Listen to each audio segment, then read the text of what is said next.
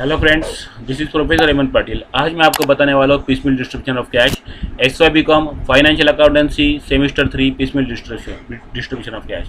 अभी piecemeal distribution of cash is something related to dissolution of partnership firm. Dissolution जो हमने HSC में पढ़ा है, 12th में पढ़ा है। डिसोल्यूशन, अभी डिसोल्यूशन मतलब क्या है? Dissolution means partnership firm comes in to end and partnership firm has to sell off all its assets and pay off all its liability and dissolution expenses. फिर पार्टनरशिप फर्म हमने dissolve कर दी, सारी assets को cell कर दिया। फिर firm के पास देखो बहुत सारी एसेट्स होती है। ये सिंपल डेफिनेशन में हमने पढ़ा है कि एसेट्स को सेल करो, लायबिलिटी पे करो। इतना सिंपल नहीं होता है, इतना सिंपल नहीं होता है। तो एसेट्स को मैं सेल करूंगा तो बहुत सारे एसेट्स फर्म के पास होती है। It may be machinery, it may be land, it may be building, it may be premise, it may be debtors, it may be bill receivable, it may be patent, it may be copyright, any assets. तो सारे assets को cell करना भाई difficult है। सारे assets को sell करने में कुछ टाइम लगता है। हम उसे ऑक्शन करते हैं, राइट। अभी जैसे मैंने कहा फर्म के पास बहुत सारे एसेट्स होते हैं, तो सिमिलरली पार्टनरशिप फर्म के पास बहुत सारे लाइबिलिटीज़ भी होती है। तो लाइबिलिटीज़ है तो बहुत सारी लाइबिलिटीज़ होती है। टैक्स पेएबल होता है, सन्ड्री क्रेडिटर होते हैं, बिल पेएबल होते हैं, बैंक लोन होता है, बैंक ओवरड्राफ्ट होता है, बहुत सारे लाइबिलिटीज़ होती है। तो फर्म, जैसे मैं बोल रहा हूँ कि एसेट्स को एक दिन में बेचा नहीं जाता। We can not sell all the assets in one day. It is not one day job, it is not one day phenomena. तो एसेट्स को सेल करने के लिए कुछ समय लगता है, कुछ टाइम लगता है। तो assets get dispose in part and parcel. So first realisation suppose आज हुआ, दूसरा रियलाइजेशन 10-15 दिन के बाद हुआ, तीसरा रियलाइजेशन 15 दिन के बाद हुआ। It is so on and so fourth. Suppose मैंने एसेट को सेल कर दिया, फिर मुझे लाइबिलिटी की पेमेंट करनी है। तो लाइबिलिटी की पेमेंट करने के लिए मैं क्या करूँगा? लाइबिलिटी की पेमेंट करने के लिए भी एक ऑर्डर ऑफ पेमेंट है। मैं आपको बताता हूँ ऑर्डर ऑफ पेमेंट। तो लाइबिलिटी की पेमेंट करने के लिए सबसे पहले मैं क्या करूँगा? गवर्नमेंट ड्यूज़ को पे करूँगा। ऑब्वियसली गवर्नमेंट के जो ड्यूज़ है हमें सबसे पहले पे करनी होती है, बिकॉज गवर्नमेंट को हमें एटमोस्ट इंपॉर्टेंस देना होता है। देन सेक्योर्ड लाइबिलिटी की मैं पेमेंट करूंगा। देखिए सेकंड आ रहा हूँ सेक्योर्ड। अभी सेक्योर्ड लाइबिलिटी का मतलब क्या है? The liability which is secured against any asset. Suppose मेरा एक ऑफिस प्रीमाइस है। ऑफिस प्रीमाइस को मैंने गिरवी रख के लोन लिया है, हाइपोथिकेट किया है, गिरवी रखा है। तो मैं क्या करूँगा? मुझे बैंक लोन अगर पे करना है तो मैं उस ऑफिस प्रीमाइस को सेल कर दूंगा और ऑफिस प्रीमाइस को सेल करके उस बैंक लोन को पे करूँगा। Then unsecured liability.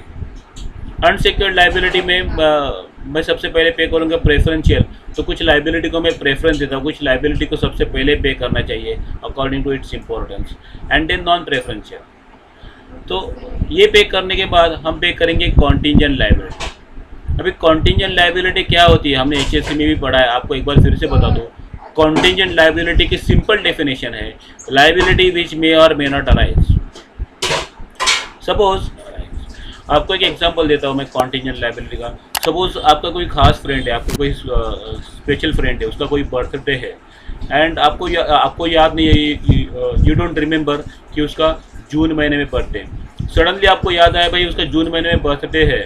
तो जून महीने में बर्थडे है तो अगर खास फ्रेंड है तो ऑब्वियसली आप उसको कुछ गिफ्ट लेंगे, कुछ गिफ्ट परचेस करेंगे, तो उसके लिए कुछ पैसे लगेंगे, राइट। लेकिन ये प्लान्ड नहीं था, ये अचानक ये आपको रियलाइज़ हुआ and you start collecting money for gift and all. तो ये है कॉन्टिंजेंट लाइबिलिटी, ठीक है। अगर वो बर्थडे नहीं होता तो आप पैसे खर्च नहीं करते, ये बर्थडे आया इसलिए आपको पैसे खर्च करने पड़ेंगे, तो कॉन्टिंजेंट लाइबिलिटी। तो ये मैंने एग्जांपल दिया आपको समझने के लिए। पार्टनर लोन, जो पार्टनर लोन जो है, देखो पार्टनर क्या है? Partner is owner. सबसे पहले हमें पेमेंट करनी है आउटसाइड लाइबिलिटी की, राइट। अगर अगर अगर हमारे पास घर में कुछ भी फंक्शन है तो हम पहले जो आउटसाइड के जो मेहमान आते हैं, जो बाहर से जो मेहमान आते हैं, हम उन्हें पहले एंटरटेन करते हैं, बाद में हम घर के लोगों को एंटरटेन करते हैं। सिमिलरली उसी तरह से पार्टनर का लोन हम सबसे लास्ट पे करते हैं। सारे आउटसाइड लाइबिलिटी पे करने के बाद पार्टनर का लोन पे किया जाता है। तो ये है order of payment according to the preferences. Then ये पार्टनर लोन पे होने के बाद its now time to pay off the capital.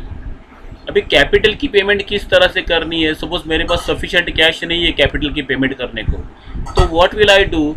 तो एक मेथड है, देखो piecemeal distribution of cash solve करने के दो मेथड है।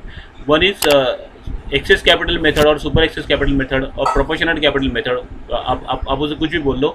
And second method is notional loss method. So notional loss method is not in your syllabus, तो वो हम नहीं पढ़ेंगे. उस चैप्टर को क्लोज कर दो.